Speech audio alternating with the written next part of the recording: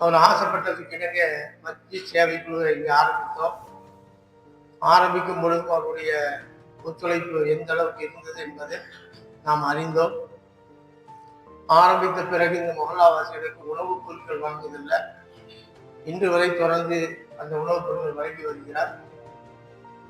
முக்கியமான விஷயம் அது என்னன்னு கேட்டீங்கன்னா, உணவுப் பொருள் கொடுக்கும் பொழுது அதுக்குண்டான தொகையை அந்த மொஹல்லாவிலே வசூல் செய்து கொடுப்பது அது சிறந்ததான ஒரு விஷயமாக இருக்கும். அந்த அடிப்படையில் இதுவரைக்கும் உணவுப் பொருட்கள் கொடுக்கும் நிலையில் உள்ள இந்த பள்ளிவாசல் தங்கள் மொஹல்லாவிலேயே நன்மந்திரத்தை வாங்கி கொடுப்பது மிகச் சிறந்ததான ஒரு முன் உதாரணம். அதே போல பள்ளியின் இமாம் பல வருடங்களாக இங்கே பணிபுரிந்து வருவது எல்லாருக்கும் தெரியும். சமீபத்தில் கூட அவர் உடல்நிலை கொஞ்சம் சரியில்லை அப்படிங்கிறதுல எல்லாரும் வந்து அவரை பார்த்து அவர் இந்த மாதிரி இருக்காருங்கிற வருத்தத்தோட அவருக்கு சென்று பார்த்து துவா செய்த உள்ளங்கள் இருக்கிறது. அவர் பல காலமாக இங்கே தன் குடும்பத்துடன் உழைத்துக் கொண்டு இருக்கிறார் என்றுதான் சொல்ல வேண்டும். அவருடைய மகன்களும் இதில் பங்கு கொண்டு இந்த மொஹல்லாவுக்கு தேவையான அனைத்து விஷயங்களையும் செயல்பட்டு வருகிறார். இதெல்லாம் சொல்லக்கூடிய காரணம் என்னன்னா, இதெல்லாம் ஒரு சந்தர்ப்பம்.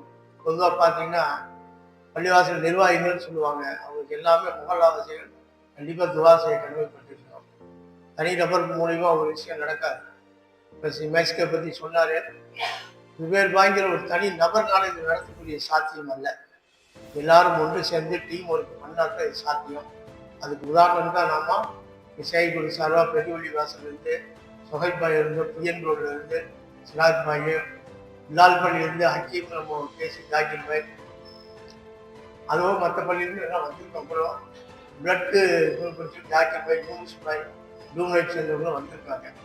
காரணம் இந்த நன்மையான விஷயங்களை பங்கு கொள்ளுங்கிற ஒரு எண்ணத்தின் அடிப்படையில் நாம செயல்படுறோம். அதே மாதிரி இந்த பள்ளியின் முகலால் இருக்கிற நிர்வாகத்தில் இருந்தாலும் சரி, நிர்வாகத்தில் இல்லாமல் பள்ளிக்கு வந்து சென்றாலும் அவரும் எல்லாரும் இந்த நிர்வாகத்தை துவா செய்வோம்.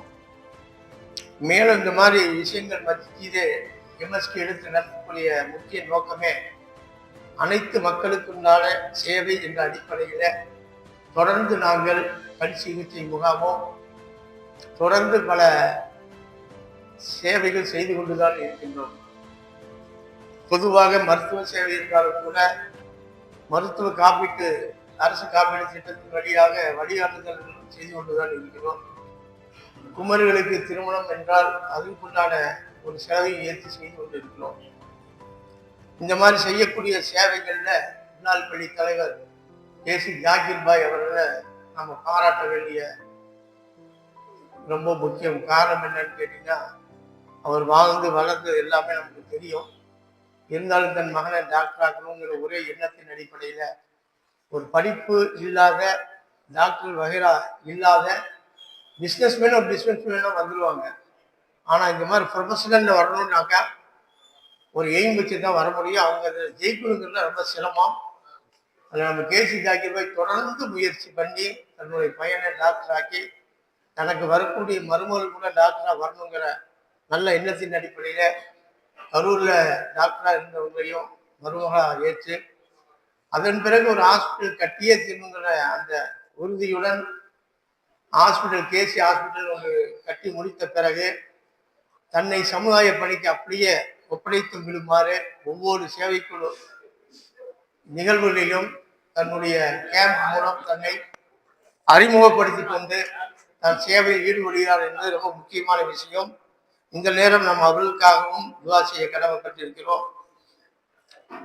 அதே போல இப்போ நம்மிடையே முகமது ரஃபி பொதுவாக எல்லாத்துக்கும் பரிச்சயமானவர் தான், ஆரம்பத்திலிருந்தே தெரியும்.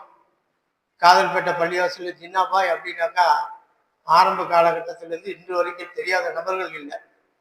ஏன் குறிப்பிட்டு அவருடைய அப்பா பேரை சொல்றேன்னு கேட்டீங்கன்னா, அவர் எல்லாத்துலையும் பழகிறதுக்கு இனிமையானவர், எல்லா முகமத்தா பழகக்கூடிய நபர் தான். பூர்வீக ஜமாத் காதல்பேட்டை அப்படின்னு சொன்னாலேயே சிக்கந்தர் பாய், ஜின்னா பாய், அக்பர் பாய் தான் சொல்லுவாங்க. அந்த வரிசையில நம்மளுக்கு கொடுக்கப்பட்ட ஒரு வரப்பிரசாதம் தான் முகமது ரஃபி. நமக்கு மாவட்ட ஐக்கிய ஜமாத் மூலமாக அறிமுகமாகி அது தன் பொறுப்பு தலைமை ஏற்று இங்கு இருக்கின்ற பள்ளிகளெல்லாம் ஒருங்கிணைத்து பள்ளிகளில் வரக்கூடிய சிறு பிரச்சனையாக இருந்தாலும் சரி, தேவையாக இருந்தாலும் சரி, கபர்ஸ்தானுடைய வேலையாக இருந்தாலும் சரி, நம்ம சொல்ற அளவுக்கு இல்லான்னு சொல்லி நல்ல விதமா செயல்படுறாங்கிறது நாம் எல்லாரும் அறிந்த விஷயம்.